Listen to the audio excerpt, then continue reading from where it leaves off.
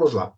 Então, acerca da nossa parte específica de teste de software, o que a gente tem que responder são essas perguntas aqui, são elas que nós vamos responder inicialmente, no momento em que eu terminar essa explanação inicial aqui, tá? Acessem, por favor, aí, para aqueles que estão com a internet ruim, quiserem acessar a aula direto, já podem acessar, eu vou deixar 30 segundinhos aí para vocês poderem acessar a matéria para a gente trabalhar juntos, principalmente quem está caindo aí e voltando, né? Hoje a internet está muito ruim para algumas pessoas aí, então acessem aí, por favor, o material para que vocês possam acompanhar aqui comigo.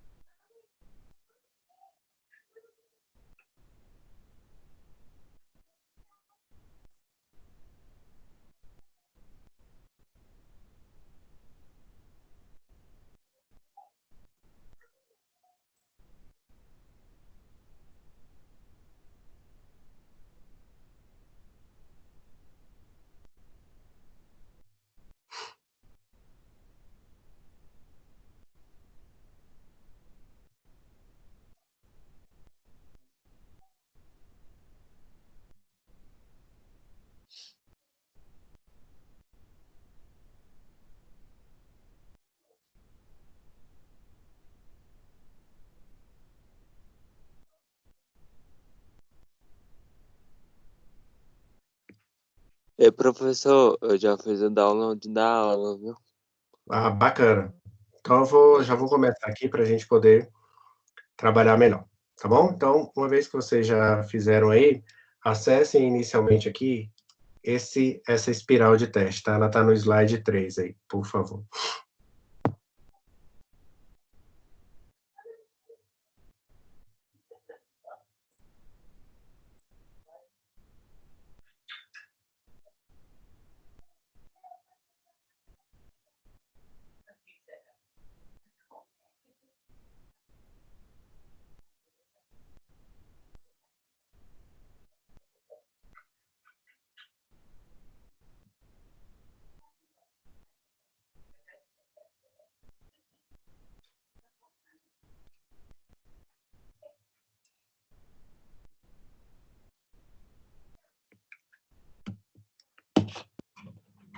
Perfeito. Então, o que que diz essa espiral? É o 7. É a última aula, Daniel. A aula 7. Perfeito. Então, vamos lá. Bom, como em toda aula, eu não fico passando os slides, né?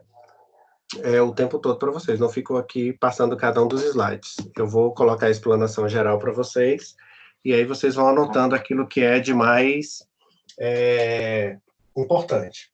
A primeira coisa que a gente precisa definir é o que é o teste de software, e vocês já definiram aí. E aí eu posso colocar um outro conceito de tudo aquilo que a gente falou são atividades, um conjunto de atividades que permitem você validar e verificar um software sobre o ponto de vista técnico e sobre o ponto de vista do usuário.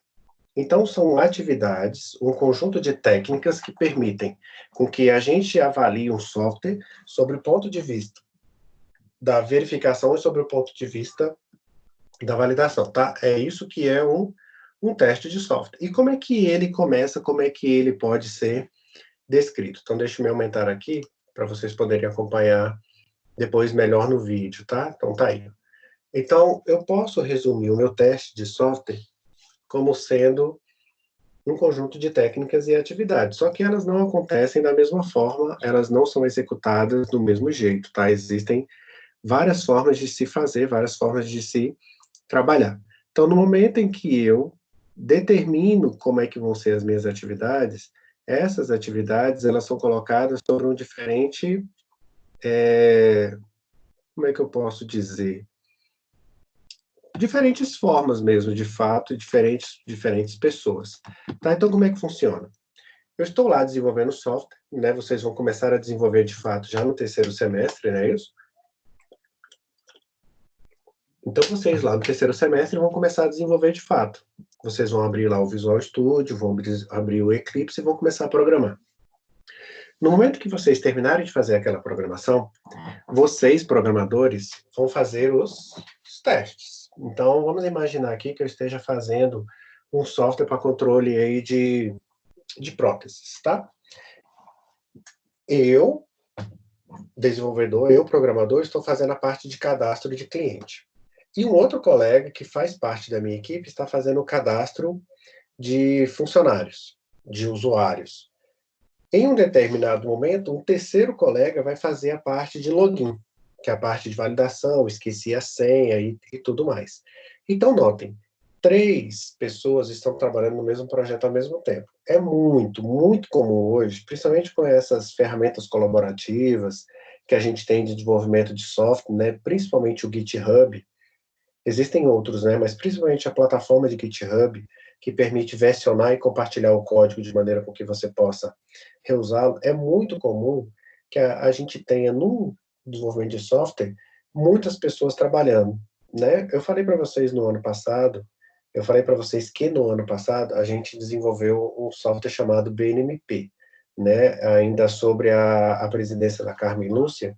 Em 3 meses foi necessário fazer um desenvolvimento de um software que era bem grande. No desenvolvimento desse software, em um determinado momento, nós tínhamos mais de 60 programadores trabalhando no mesmo software ao mesmo tempo. Eram mais de 90 pessoas envolvidas, entre analistas, entre arquitetos, DBA, gerente de projeto, parte de infraestrutura. Então, eram muitas pessoas trabalhando no mesmo software ao mesmo tempo. Então, o que eu preciso garantir? Que no momento em que que estou fazendo cadastro de cliente, no momento que eu terminar essa parte, isso não afete o login. No momento que eu terminar o login, isso não afete aquele que está cadastrando o usuário. Então, notem, eu estou construindo uma casa. A depender do que eu esteja fazendo na construção de uma casa, se eu tiver que levantar a parede no meio de uma sala onde as pessoas estão colocando piso, fatalmente eu vou atrapalhar quem está colocando piso. Eu não posso pensar em fazer um gesso no teto enquanto as pessoas estão pintando parede. Então, existem atividades que podem ser trabalhadas em conjunto, e como no desenvolvimento de software, existem determinadas atividades ou determinados códigos que podem atrapalhar outros códigos. Exemplo, vamos imaginar que a conexão com o banco de dados seja única, neste exemplo que eu coloquei, né, de quem está fazendo o login, de quem está fazendo cadastro de usuário e quem está fazendo cadastro de cliente. Se eu, ao fazer login, mudo a conexão com o banco de dados ou destruo as tabelas que lá estão, os outros colegas não vão conseguir trabalhar na parte específica de cadastro. Então, é assim que funciona. Então, existem determinados testes que são feitos para eu poder saber se aquilo que eu fiz atrapalha os demais colegas, tá? Então, esse é o cenário geral. Então, o que eu quero que vocês imaginem é vocês, analistas, desenvolvedores de sistemas, né, daqui a um ano e meio, aliás, alguns colegas agora em julho, né? Rapaz, olha só, é mesmo, hein? Ó, nós vamos ter colegas da turma aí que agora, daqui a um mês, já serão formandos, se Deus quiser. Já terminarão o seu curso aí. Então, eu quero que vocês imaginem, então, daqui a um mês, daqui a um ano, daqui a um ano e meio, vocês em uma fábrica de software ou gerindo uma fábrica de software no momento em que vocês estiverem desenvolvendo. Então, quando eu, programador, sento na minha estação de trabalho e começo a programar e desenvolvo o meu componente, a minha tela de login, a minha tela de cadastro, a minha tela de cliente, no momento em que eu faço os testes em relação àquele código, só eu programador fazendo aquele teste, a gente chama esse teste de unidade, tá? Ou teste unitário. Então, o teste unitário ou teste de software é um teste que permite eu, como programador, fazer uma avaliação do meu componente. Então, o meu componente é o desenvolvimento de uma parte do software. Ponto. Só e somente isso. Então, o desenvolvimento da minha unidade de software é a parte em que eu estou fazendo. O outro colega que está fazendo a parte de cadastro de clientes, ele vai fazer o mesmo teste de unidade. Então, para que serve um teste de unidade? Para eu, programador, na minha estação de trabalho, testar aquilo que eu estou fazendo. Quando o outro colega fizer a mesma coisa, ele também está fazendo teste de unidade. Só que essas duas coisas, elas têm que se coexistirem, elas têm que trabalharem juntas. Então, vai existir um determinado teste, que a gente chama de teste de integração. O que é um teste de integração? É quando eu pego a minha parte que eu desenvolvi, pego a parte que foi desenvolvida pelo outro colega e vejo se os dois conseguem trabalhar juntos. Então, eu coloco os dois componentes na mesma versão de software e testo o software para ver se ele funciona. No momento em que ele funcionar, eu vejo que eu consigo fazer login e cadastro de cliente sem um atrapalhar o outro, aí eu entrego para o meu cliente validar, que é o teste de validação. Então, neste exemplo, funcionaria assim, né? Vamos imaginar que o grupo seja a Madalena e o Matheus, tá? Então, o Matheus e o Daniel, né? Então, vamos colocar os três aí. O Ícaro também está com problema de internet, né? Está entrando e saindo. Então, vamos imaginar que o grupo seja formado pelo Daniel, pela Madalena e pelo Matheus, tá? Então, neste exemplo, o Matheus fez a tela de login, fez o teste de unidade e passou. No momento em que ele submeter isso ao software, é simplesmente um teste de unidade. A Madalena fez o cadastro de clientes. No momento que ela fez o cadastro de cliente, ela fez um teste de unidade, está aqui. No momento que ela submeter isso para o software, ela vai ter que testar com o login. Então, ela já vai ter que fazer um teste de integração. No momento em que o Daniel terminar o cadastro de fornecedores, neste exemplo, o Daniel vai fazer um teste de unidade na máquina dele. No momento em que ele submeter isso para o software, ele vai ter que testar com o login e com o cadastro de cliente. Quando esses testes forem realizados, esse teste de integração for realizado, deixa eu voltar aqui. Quando eu voltar nesse teste de integração aqui, então, quando eu vier nesse teste de integração aqui, eu vou pegar a unidade que foi desenvolvida pelo Matheus e testar com o da Madalena e do Daniel. O do Daniel com o da Madalena e do Matheus, e o do Matheus com o da Madalena e do Daniel. Bacana? Então, eu vou ter que fazer o teste de integração entre os três. Passou pelo teste, aí eu entrego para o usuário. Eu entrego para o usuário final para ele testar.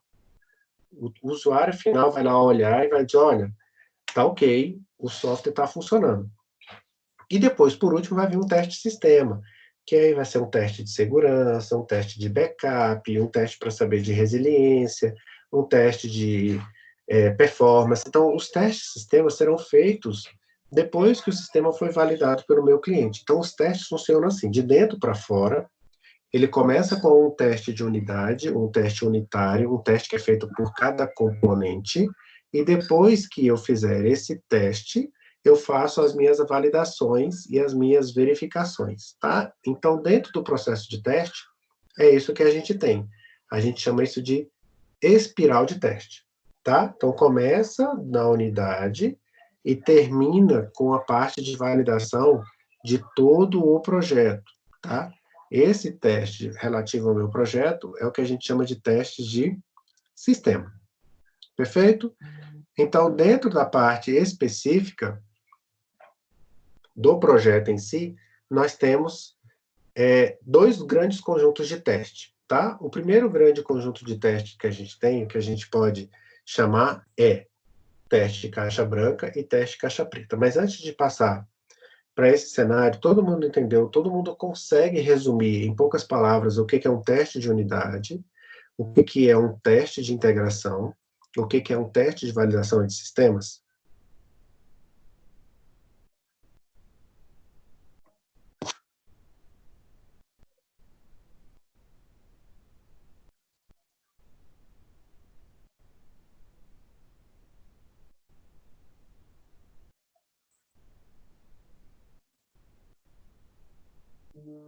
Bacana, então ótimo.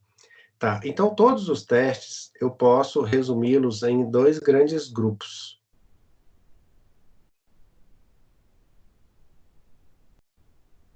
Testes caixa branca e teste caixa preta. Onde o teste caixa branca, ele vai se diferir do teste caixa preta pela parte específica do código-fonte, tá? E o teste caixa preta, ele não precisa do acesso ao código-fonte. Então, em resumo, o que eu tenho? Testes caixa branca, eu consigo visualizar o código-fonte. para olhar como é que foi a declaração de variáveis, para olhar como é que foi o for, como é que foi o if, para avaliar como é que foi feita aquela sua indentação, para verificação de comentários, ou seja, eu consigo olhar o código-fonte e consigo avaliar se a programação foi feita ou não. No teste caixa preta, como o próprio nome diz, é um teste em que você não sabe como é que as coisas são feitas, mas você consegue testar também. Então, no teste caixa branca, eu pego o código-fonte, analiso o código-fonte e digo, olha, você passou no teste. A quantidade de ifs que você colocou está ok, o for do jeito que você fez está ok, o while é assim mesmo. E no teste caixa preta, olha, o seu sistema tem que imprimir um determinado relatório no formato PDF. Ele faz isso? Olha, estou conseguindo imprimir em formato PDF. Eu não sei como é que você fez, mas está funcionando. Isso mesmo, Kennedy. Então, na unidade, ele é testado sozinho, só aquele componente. E no teste de integração, você valida com os outros componentes. Já na validação, é quando tudo está funcionando, mas sobre o ponto de vista do usuário, tá? Fica faltando, no seu comentário, só completar que a validação só é se tudo está funcionando sobre o ponto de vista do usuário, tá? Na validação, a gente tem que ver se, no caso, o cliente aceita aquilo como correto.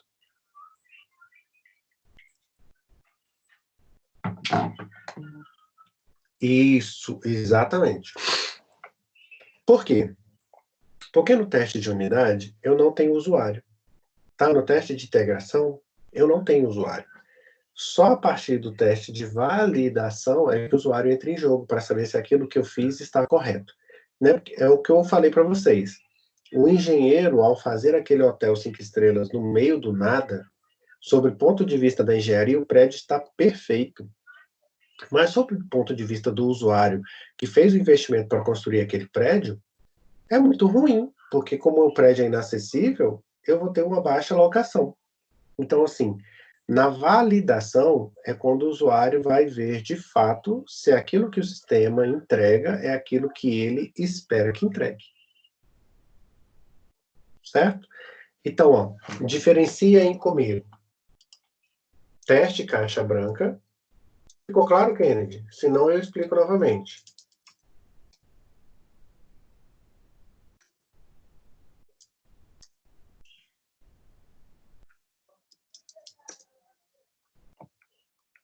Ficou claro, galera? Sim. Ô, professor, então o teste de sistema é o final, né? Isso, exatamente. É que vai testar a segurança, né? Que você tinha falado. Isso, também. Segurança, parte de backup, resiliência. Então, tudo aqui que está colocado acerca do software depois de funcionando, indo e voltando, né, para ver se funciona ou não. Beleza. Joia. Então, e o caixa branca quando conhece o sistema, e o preto não conhece, mas é possível fazer teste, é isso? na verdade, o caixa branca é quando você tem acesso ao código-fonte, você consegue saber como é que foi escrito. Tá, e o caixa preta, você não sabe como é que foi escrito, mas funciona. Tá? Então, deixa eu me pegar aqui um GitHub de um determinado projeto para mostrar para vocês aqui um código-fonte, por exemplo. Quer ver? Deixa eu pegar aqui um projeto que a gente tem anotado, ou um código-fonte qualquer, tá? Deixa eu me acessar aqui, ó. Então, aqui, GitHub.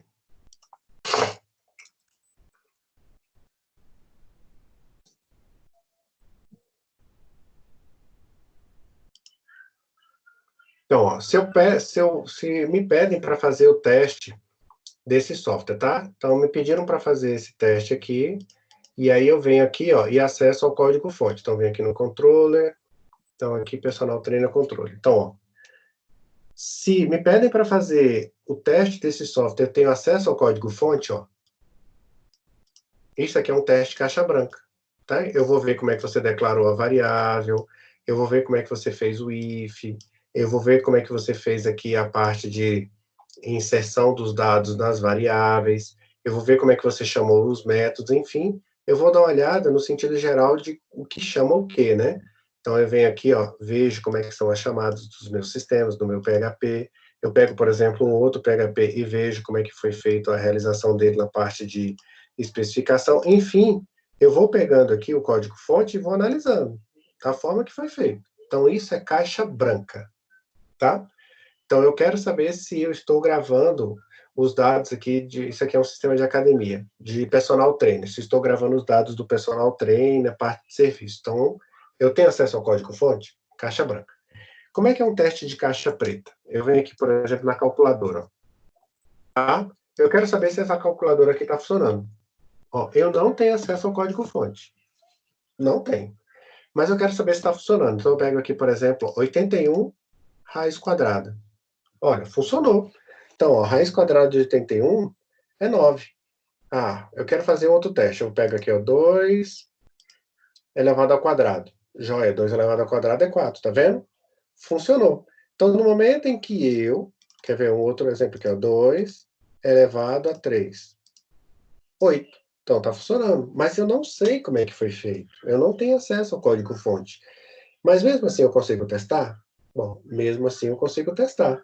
Por quê? Eu sei o resultado que deve ser dado. Por exemplo, fatorial de 3 é igual a 6, né? Então, pega aqui, ó, 3 fatorial. Então, ó, eu sei qual é o resultado que tem que dar. Eu sei qual é o resultado final. Mesmo não sabendo como foi feito, eu consigo validar aquilo que foi realizado, tá? Eu não preciso saber como é que foi feito para testar, né? Nós vamos arrumar um carro, né? Vamos imaginar que o seu carro tá com um problema lá, tá um problema na suspensão gigante. Você tá andando e ele tá batendo, tá muito ruim de fazer a curva. Aí o rapaz chega lá e fez um teste. Fala, olha, o teste aqui que está acontecendo, o seu problema são os amortecedores. Então, tá bom. Então, como é que é feita essa questão relativa a teste se eu tiver no ponto de vista de arrumar um carro no amortecedor? Eu pego um amortecedor, né, o carro tem ali 4 amortecedores. Eu pego um amortecedor e faço o teste naquele amortecedor. Então, eu vou lá e faço o teste com o amortecedor. Se aquele teste passar, então, se o teste funcionou com aquele amortecedor, agora eu vou fazer um teste de integração. Tá? Eu vou pegar aquele amortecedor e vou colocá-lo lá na suspensão e vou testar ele junto com a mola e com o balancinho. Então, no momento em que eu coloquei ele ali junto com a mola, junto com o balancinho, eu testo para saber se esse conjunto funciona. É um conjunto integrado, né? Porque o amortecedor funciona com a mola e funciona com o balancinho com o eixo ali. O teste de validação é eu colocar isso no carro e entregar a chave na mão do usuário, do motorista. Falar, olha, testa aí e vê se continua com o problema, se foi resolvido. É um teste de validação. Tá? Então, o teste de validação, o usuário foi lá e pegou. Agora, você sabe como é que é feito dentro de um amortecedor? A gente não sabe. A gente só sabe que, eu pelo menos não sei, né? Então, dentro de um amortecedor, você até pode saber que lá tem um ar, tem um gás, tem um óleo, mas você não sabe exatamente como é que ele é feito. Mas você não precisa saber como é que ele é feito para você poder testar.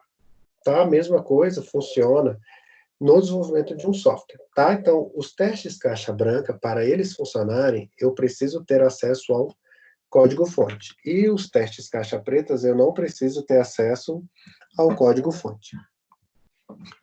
Joia. Então, é isso que a gente vai diferenciar esse tipo de testes. Bacana? Então, no geral, é isso que a gente precisa saber. Agora eu vou entrar com vocês em detalhes de alguns tipos de testes, tá? Então, tem aí a sequência. Falamos aqui do teste caixa preta, né? É um teste que a gente analisa nas interfaces. O que é interface? É entrada e saída, é a forma que eu me comunico com ele. No momento em que eu acesso um teste de caixa preta, eu não preciso entrar dentro do software. Eu fico só na sua interface, na sua entrada e na sua saída.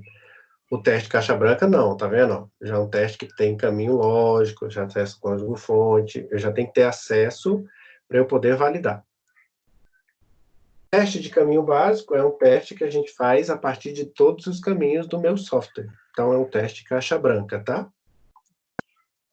Complexidade ciclomática, eu não vou entrar muito em detalhe, não é mais um teste comercial, vamos colocar assim. Ele existe, vocês precisam ter ideia de como é que ele funciona, para que ele serve, mas ele não é um teste mais utilizado comercialmente, vamos colocar assim. O que é uma complexidade ciclomática? É a quantidade de caminhos que eu tenho, né? A quantidade de formas de chegar a um determinado local. Quanto mais caminhos eu tiver que passar para chegar em determinado local, mais complexo ele é. Seria equivalente, numa coisa bem utópica, falar assim, eu estou em Taguatinga e quero chegar até a faculdade, lá no 903. Né? Aonde você está em Taguatinga? Eu estou aqui no centro de Taguatinga. Então, imagine, um caminho a ser percorrido para chegar na faculdade seria pegar a IPTG, depois, chegando ali na IPTG, você entraria no setor de indústrias gráficas e depois cairia no eixo monumental e chegaria na faculdade. Esse é um caminho.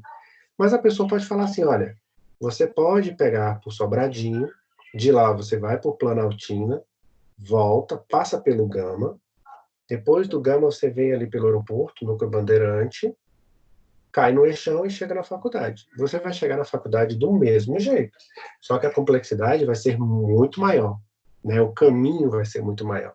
Então, existem softwares que, para chegar a um determinado caminho, eles fazem uma volta gigantesca. Então, quanto mais fizer voltas, quanto mais caminhos houver, maior a minha complexidade ciclomática, né? Existiam antes formas da gente testar isso, né? Só que, como eu falei para vocês, isso não é mais usual, não é mais comercial. Bacana? Falei isso aqui para vocês, né? Exatamente no início da aula, né? A verificação, estamos fazendo o produto corretamente, né? Estamos construindo de maneira correta, e na validação, estamos construindo o produto correto? Teste de unidade, já falamos, né? Agora vamos para um outro tipo de teste. Bom, eu preciso fazer um teste, que é um teste bem rápido para saber se as coisas vão funcionar ou não.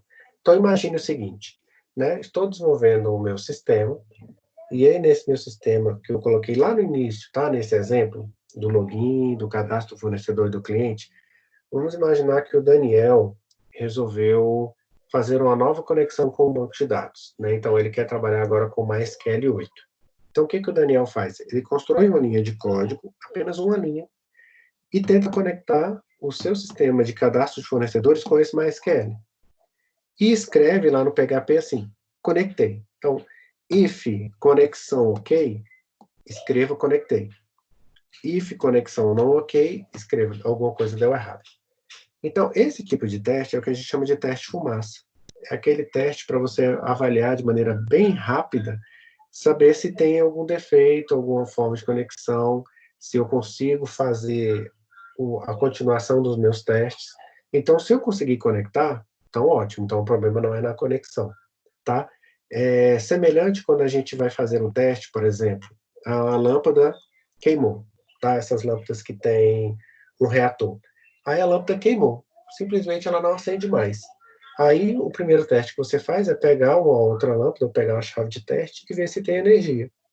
Bom, se tem energia, é porque eu vou ter que testar a lâmpada de fato, porque a energia elétrica está chegando ali. Aí eu pego a lâmpada e coloco em outro bocal. Peguei a lâmpada e a lâmpada funcionou em outro bocal, beleza. Então o problema não é a lâmpada, o problema então é o reator. Então esse é um tipo de teste que a gente faz, é um teste rápido que permite a gente avaliar.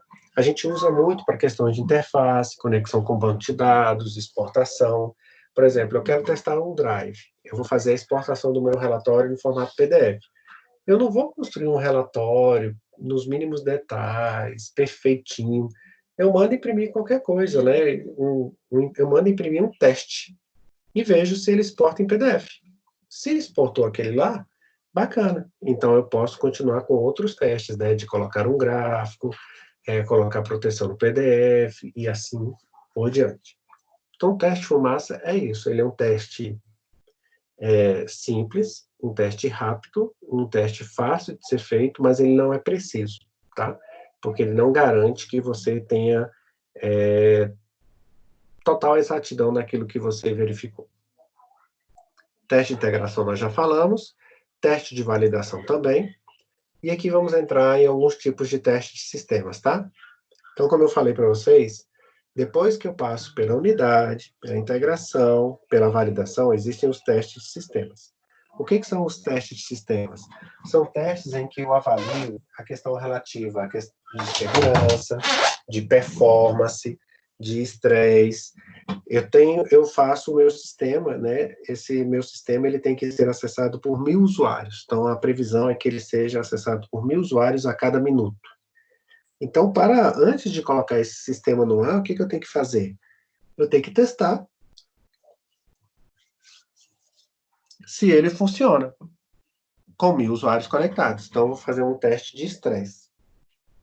O teste de estresse, eu levo o meu sistema ao limite. Se o meu sistema tinha que suportar arquivos de 1 mega, eu vou lá e coloco arquivos de 1 mega, arquivo de 1,5 mega, arquivo de 2 megas, até ele não aguentar mais. Quando ele não aguentar mais, eu vou e faço, e digo, e verifico. É como se fosse construir uma ponte, e essa ponte tem que suportar, por exemplo, 2 toneladas de peso por eixo, né, por metro quadrado.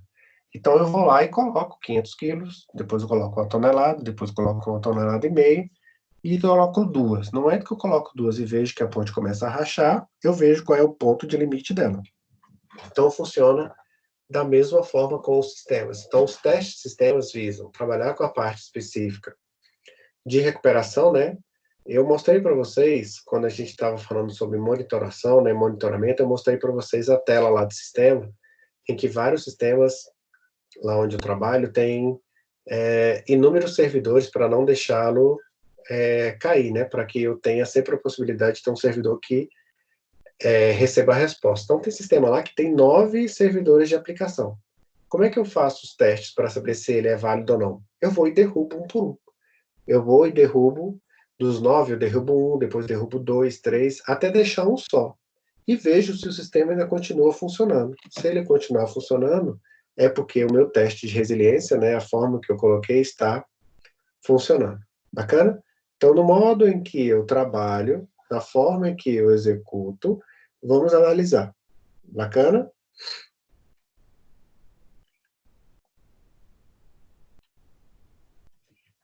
Então, esse é o teste de sistema. O TDD, nós já falamos bastante, né? O que é o TDD? O TDD é a forma em que a gente modifica, né? A gente valida o desenvolvimento do nosso software, ou faz com que o desenvolvimento do nosso software seja, primeiro, realizado o plano de teste, depois realizado a parte específica de desenvolvimento, tá? Então, dentro da parte específica de desenvolvimento de software, a primeira coisa que eu faço, né, a primeira parte que eu executo é o plano de teste, para depois fazer a implementação. Então, há uma inversão, tá? No momento em que eu executo, eu faço a parte de escrita do meu teste, para depois fazer a parte do meu desenvolvimento. Tem um artigo bastante interessante que eu deixei aqui para vocês, que fala sobre o TDD, tá? Depois é importante vocês darem uma lida, ele é um artigo bem pequeno, que mostra exatamente como é que funciona, né? Qual é o fluxo. Cadê? TDD. Tá aqui, ó. Tem um artigo aqui sobre TDD. Então, esse artigo aqui, ele mostra, né, como é que é o fluxo, o que deve ser feito, a forma que deve ser realizado. Então, para quem quiser ter mais ideias de como é que funciona, é só ler isso aqui. Basta vocês lerem essas partes aqui iniciais, até essa página 2 aqui, né? Não precisa entrar especificamente na parte de construção dos testes, né? Eu estou falando para vocês lerem essa parte inicial aqui, essas 2 primeiras páginas, né? Em que ele fala do que é o TDD, do fluxo de desenvolvimento, né, do TDD, que é esse desenho aqui, ó, e depois o TDD em relação aos métodos tradicionais de testes, tá? E por fim, aí eu trago para vocês aqui alguns exemplos de ferramentas, né, de desenvolvimento de testes, de validação de testes, tá? E lá no final vocês vão encontrar aí, ó, um framework, vamos colocar assim, de etapas, de tarefas, que devem ser realizadas para a construção de um teste. desde a parte de planejamento até a parte de entrega dos meus resultados, tá? Aí eu explico aqui como é que funciona a parte de planejamento, a parte de especificação, a parte de modelagem e assim por diante. Eu não vou entrar em detalhes em relação a isso aqui, porque no quarto e quinto período, com o professor Sheffer, vocês vão ter um semestre inteiro de teste de software. Então, vocês vão trabalhar um semestre inteirinho só com essa parte de testes. Identificando o que são os testes, descrevendo como é que eles funcionam, depois criando os testes, fazendo os planos de testes, até a entrega final. Então, por isso é que eu não entro muito em detalhes aqui, porque vocês verão isso aí nos próximos semestres, especificamente no quarto e no quinto período, tá? Então, ó, em termos de teoria de engenharia de teste, ó, em termos de teste de software na parte de engenharia, é isso que eu tinha tratado com vocês, tá? Então, agora o que a gente vai fazer? Como eu disse, né, a gente vai dividir essa nossa aula em várias partes e até fazendo a aula da forma que vocês mais aprovaram, da forma que queriam, né, que é a parte prática, com a resolução de exercício e a correção. Então, como é que a gente vai fazer agora? Agora são 10h15, então nós vamos parar um tempinho aí, né, para dar uma relaxada, aí uns 10 minutinhos, e aí a partir das 10h30, vocês vão acessar a lista aqui de software, e nessa parte de engenharia de software aqui, ó, vocês vão resolver a parte específica de testes, tá? Nós vamos começar resolvendo logo às 10h30 esses primeiros aqui, e depois eu vou deixar um tempo para vocês resolverem os seguintes. Nesses 15 minutos que nós tivermos aí, né, 10 a 15 minutos que a gente tiver de intervalo, eu vou deixar rodando um vídeo aqui sobre o Clean Code, tá? Mas alguém tem alguma dúvida anterior? Alguém tem alguma dúvida antes da gente passar para o nosso intervalo aí, em que nesse nosso intervalo eu vou deixar passando aqui sobre o Clean Code, que é, no momento de intervalo também é um momento de aprendizado, né? Também.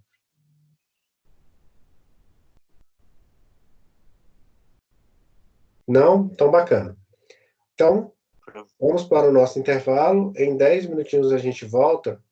E enquanto a gente estiver no intervalo, como eu disse para vocês, eu vou passar esse vídeo sobre o Clean Code, que é bem interessante. Tá? Ele mostra quais são os aspectos que são importantes na hora de se desenvolver e programar um software. Tá? Voltamos em 10 minutinhos. Professor, Opa, pois não, Matheus. Pode entrar e fica. vai até qual questão? Vai toda a questão de teste de software, tá? Toda ela. Ela vai até a questão 259. 259? Isso, vai da questão 233 a 259. Tá bom. Vou começar a responder aqui, viu? Beleza. Eu vou corrigir com vocês hoje, tá? Tá. Fica à vontade. Esse aqui é o dicionário do programador do Código Fonte TV. Onde a cada vídeo explicamos um novo termo. Uma tecnologia. Ou até uma simples palavrinha utilizada por nós neste incrível mundo da programação.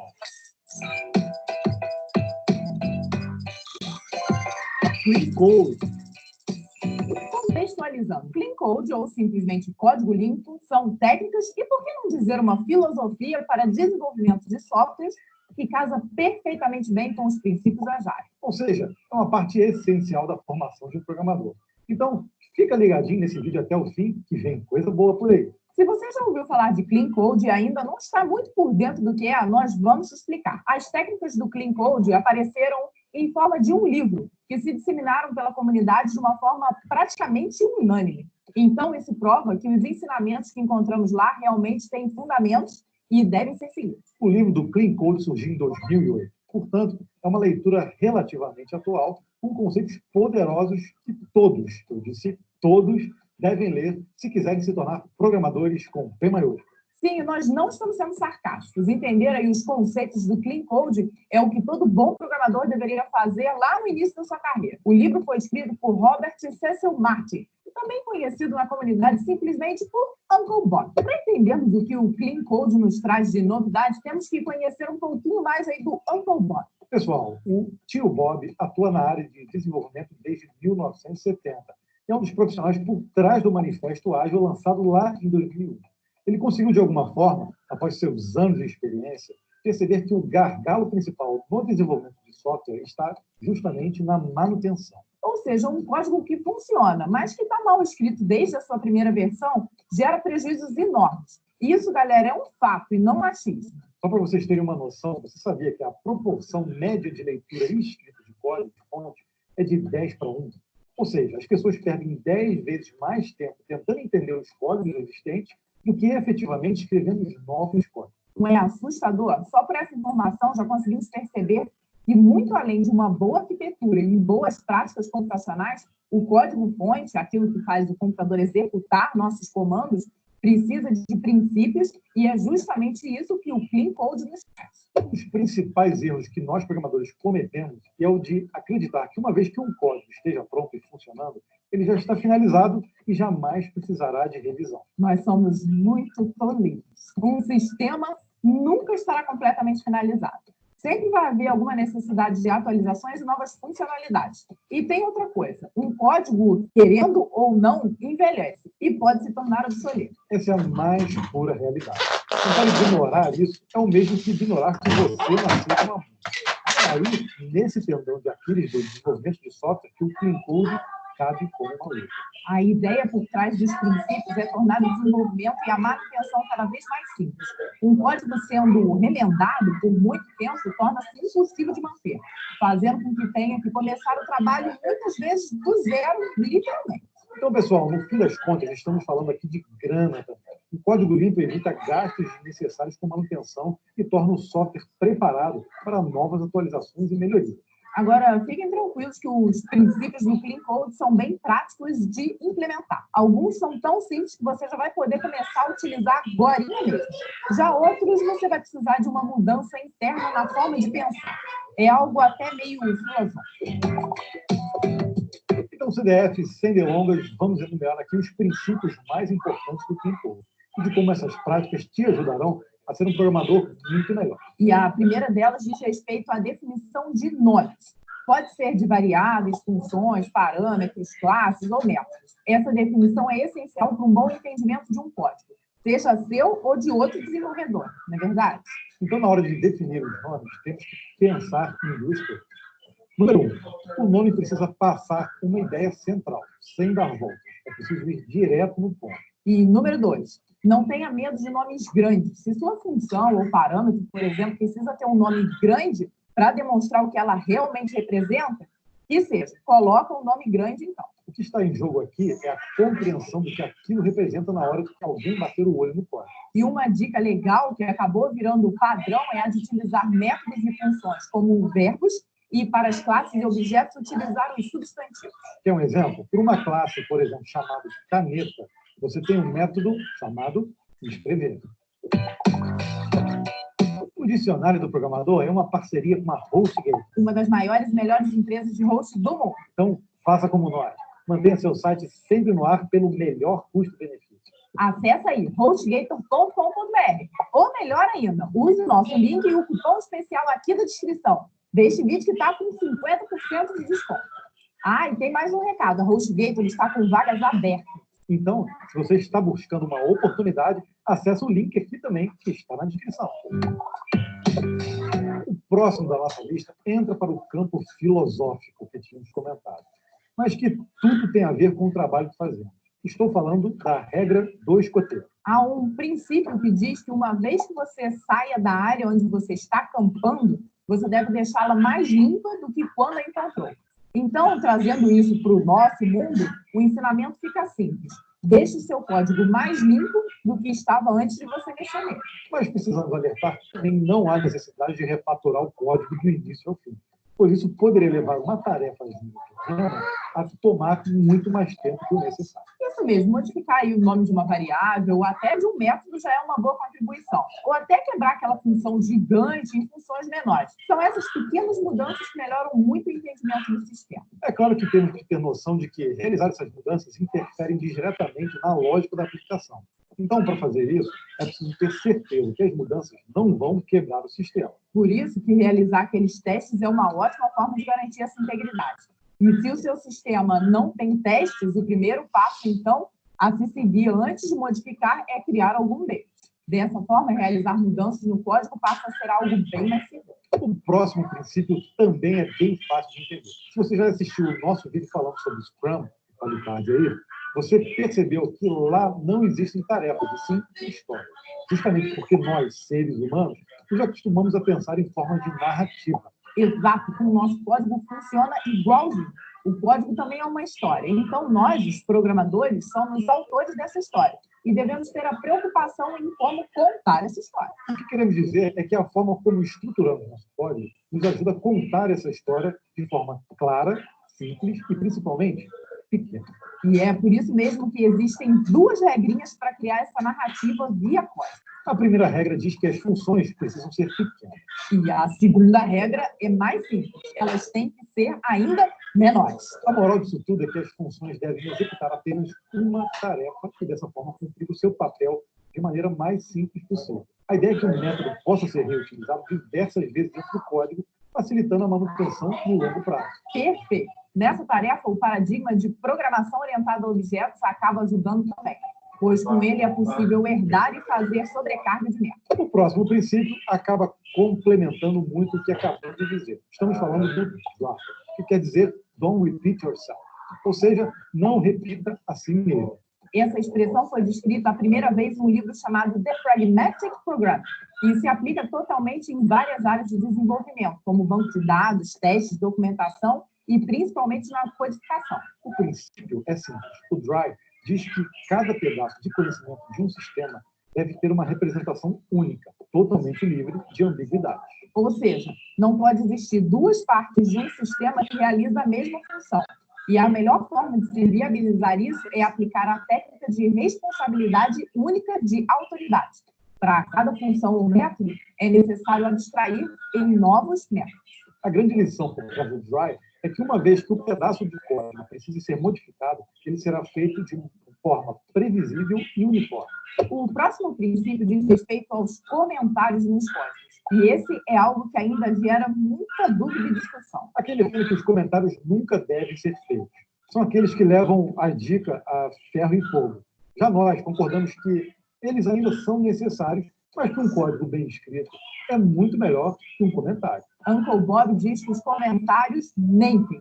Ou seja, enquanto os códigos são refatorados, os comentários, por sua vez, vão ficando lá esquecidos e muitas situações acabam sendo abandonadas e deixam de retratar o que realmente está sendo feito pelo código. Essa afirmativa é realmente verdadeira. Os comentários, com o tempo, vão perdendo significado e acabam não retratando a realidade. O problema aí é a quantidade e o que está escrito. Eu, particularmente, prefiro retratar nos comentários aspectos instrutivos aos desenvolvedores, não o que está sendo feito pelo código.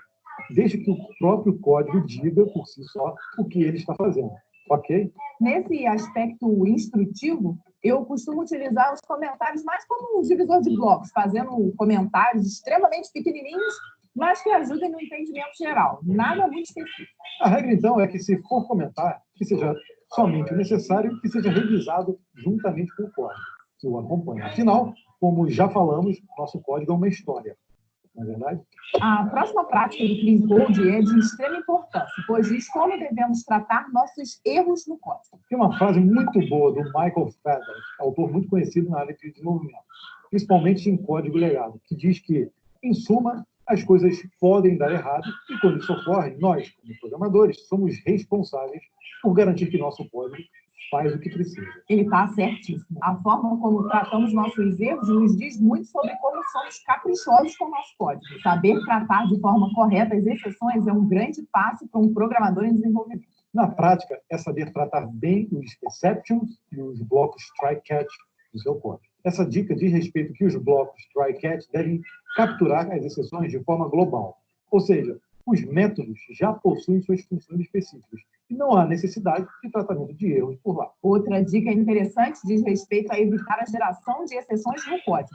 Nunca utilize como parâmetro ou retorno de função o null. Isso evitará a validação de retorno e geração de erros desnecessários. O Clean Code não é somente isso que falamos aqui. e vai muito além. Portanto, se esse assunto te interessou, termine de assistir esse vídeo, dê o seu like, óbvio, e depois adquira o livro.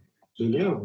Então, o nosso último princípio é sobre testes. Se você já nos ouviu falar sobre Agile e PDD, você já deve ter percebido que testar na área de programação é ultra importante.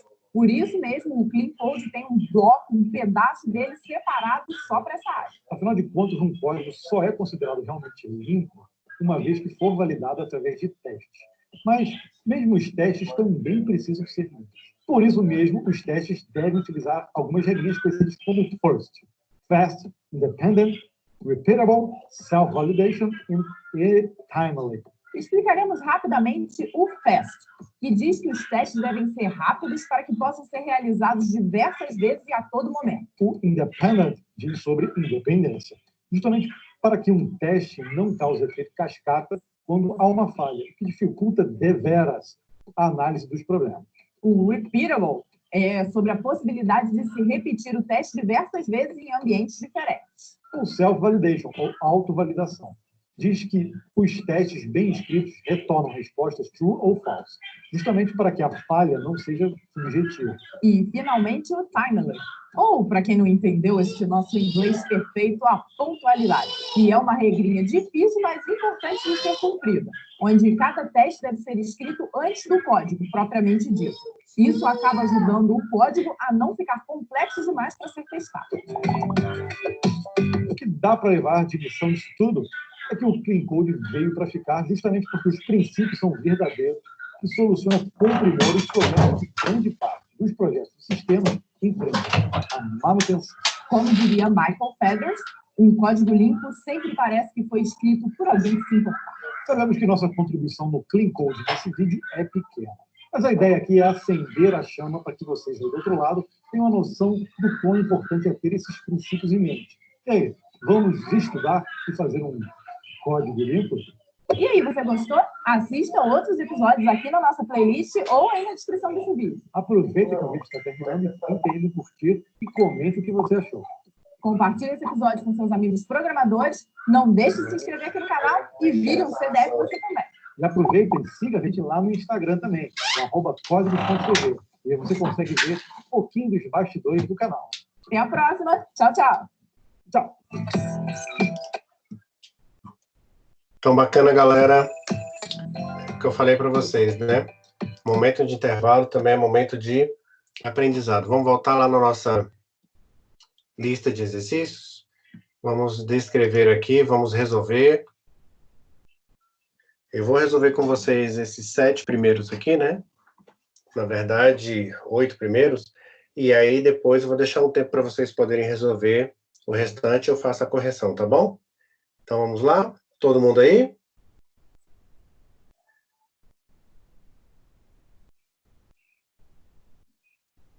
Na escuta? Aí, Podemos? professor, Pois não, Matheus.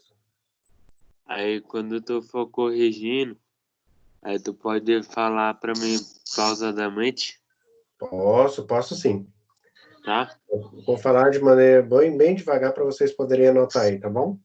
Uhum. Então, vamos lá.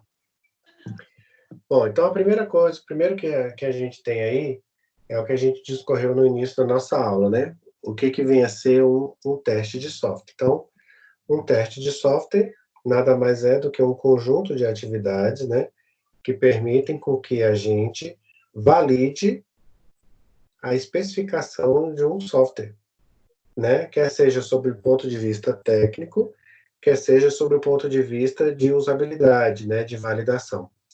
Então, o teste de software é um conjunto de tarefas que você executa para você poder validar e verificar um software. Então, se eu pudesse colocar de maneira resumida, é um conjunto de tarefas que permitem validar e verificar um software, certo? É isso que se espera e é isso que a gente valida dentro de um software em específico.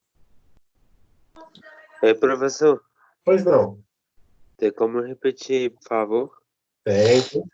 Então, um teste de software é um conjunto de atividades que permitem validar e verificar um software.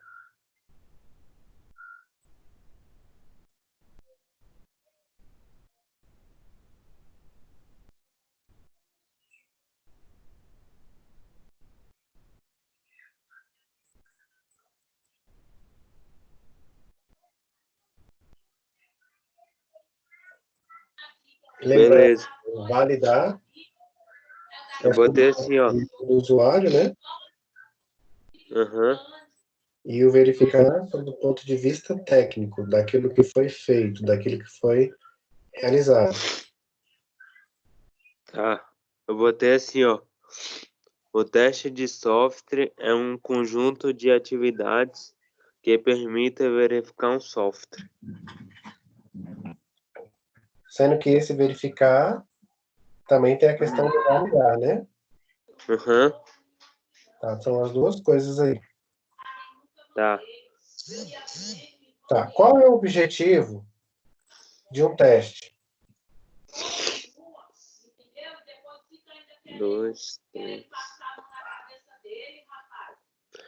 Quais são os objetivos de teste de software?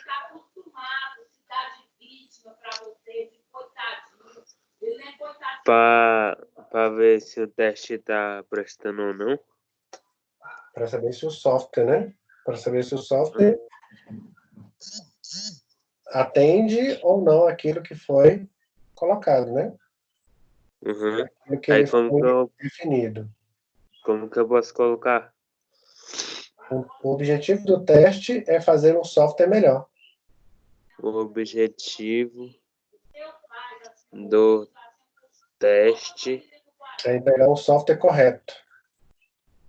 é fazer ele corretamente.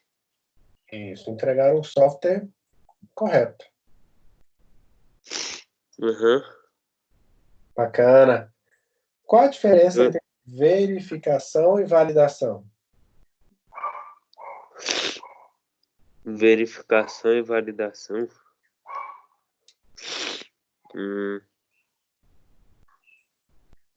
E aí, galera?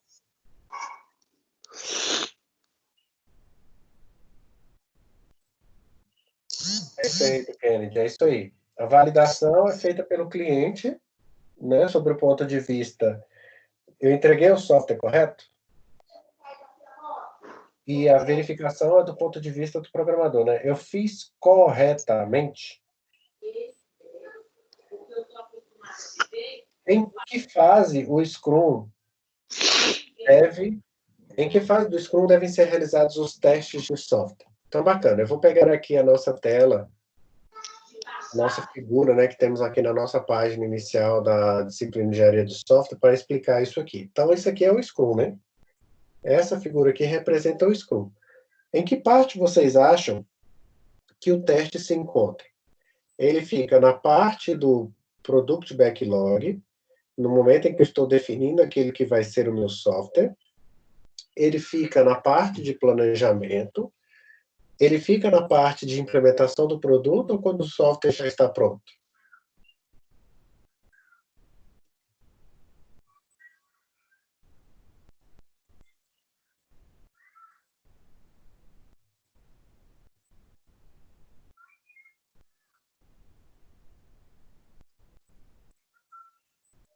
Ele fica ali na parte de implementação do produto, né? Então ele fica na sprint.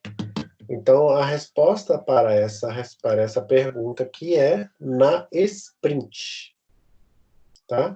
Em que fase do Scrum devem ser realizados os testes de software? Na sprint.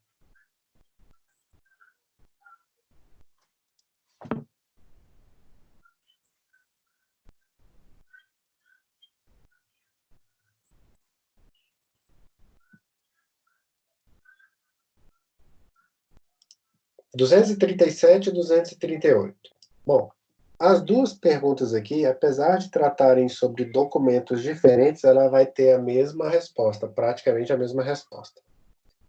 Então, quando a gente tem um documento de visão, ou a gente tem um documento de requisitos, para que eles servem, né? O documento de visão, para que a gente possa, como o próprio nome diz, ter uma visualização do seu sistema no aspecto mais geral, né? Os requisitos, como é que eles funcionam, as especificações dos requisitos. Numa visão mais geral. No documento de requisitos, eu tenho a especificação dos requisitos de uma maneira mais detalhada. Eu vou descrever os meus requisitos, agora já colocando um fluxo, descrevendo a decomposição do meu diagrama de casos de uso, fazendo o fluxo de casos de uso e assim por diante. Então, é possível eu testar um software ainda que não tenha a sua documentação? O que vocês acham? É possível testar um software ainda que eu não tenha a sua documentação?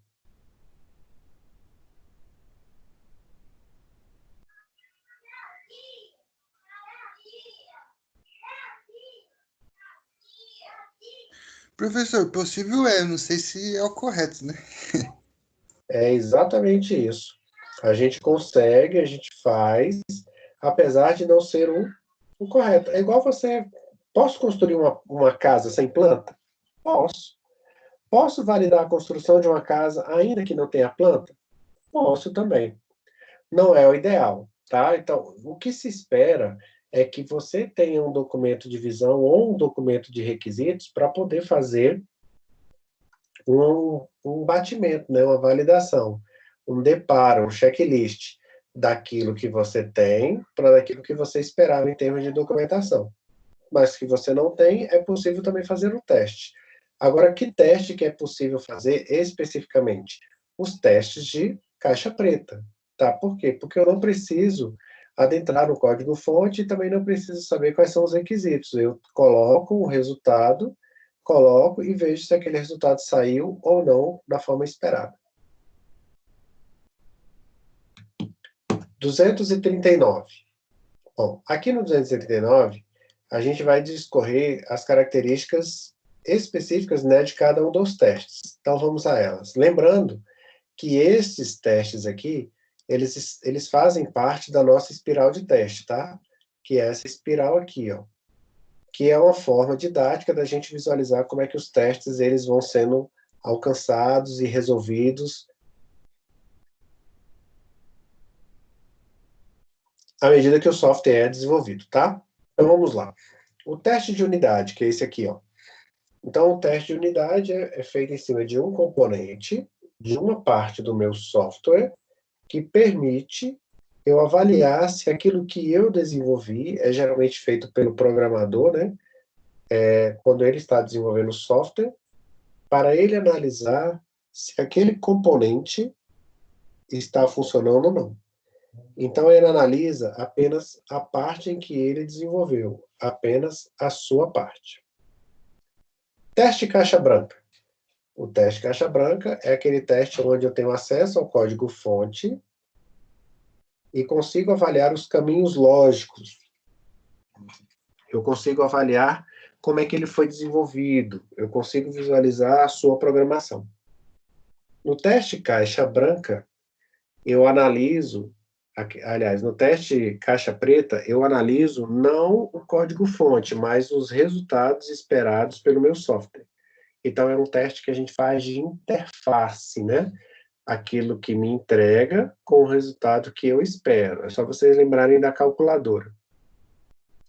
O smoke test, ou teste fumaça, é um teste simples para você fazer uma validação rápida, menos precisa, de validação, né? Para saber se aquilo que você está colocando vai funcionar ou não.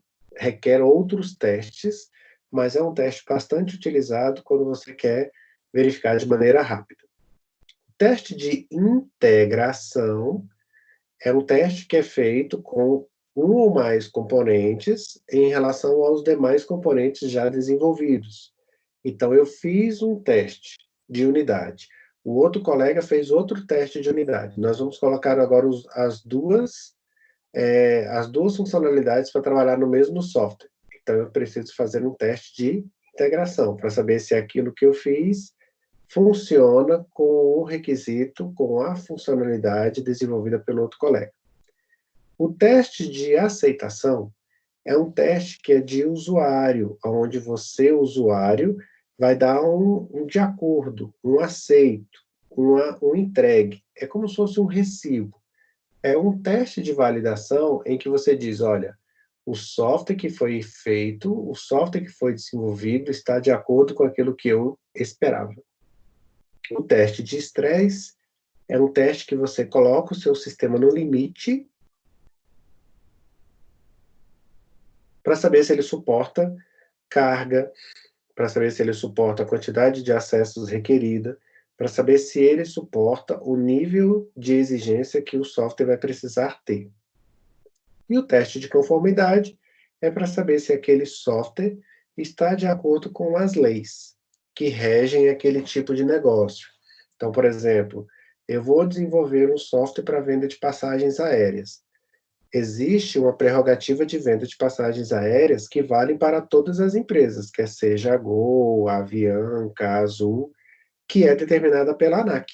Então, o meu software, na hora de vender a passagem, na hora de fazer um store, na hora de trocar o dia, né, de poder ter a flexibilidade de datas, de partida e de chegada, isso tem um regimento que deve ser seguido. Então, o meu software, quando ele passa pelo teste de conformidade, ele dito que ele passa pelas normas, pelas leis, pelos regimentos que regem aquele segmento de mercado, tá? Então, esses aí são os tipos de software que a gente tem. Sobre o que trata o TDD, né? Sobre o que trata o TDD, né? O desenvolvimento orientado a testes. Qual a diferença entre a sequência de atividades do desenvolvimento tradicional e do TDD? Então, falamos bastante de TDD quando estudamos a XP, né? Extreme Problem. Então, o TDD, o que ele causa, né? Ele causa uma inversão na planificação dos meus testes e na implementação do meu código.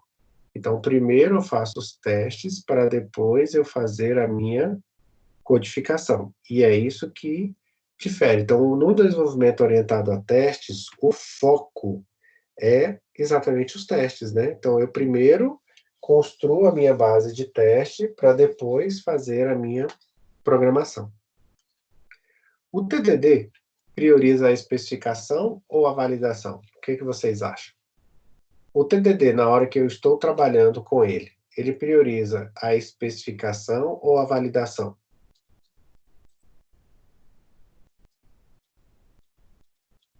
Professor, eu acho que no meu caso é a validação. A validação é sob o ponto de vista de quem? Do usuário ou do desenvolvedor?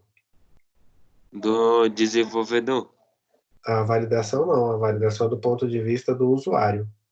Do usuário? Isso, exatamente. Então, ó, se eu pegar a figura aqui do TDD, acho que vai ficar mais claro para vocês. Quer ver a figura que tem nesse artigo aqui? Ela é bem didática. Então, no momento em que eu tenho esse fluxo, esse é o fluxo, tá vendo? Eu crio um teste, eu executo esse teste. Se o teste passou, eu vou criar um outro teste melhorando a minha especificação. Se ele não passou, eu realizo a operação e executo o teste de novo. E aí, continua o desenvolvimento. Então, ó, isso aqui, quem realiza esses testes aqui, a execução, a forma que ele é feito, é o próprio desenvolvedor, tá?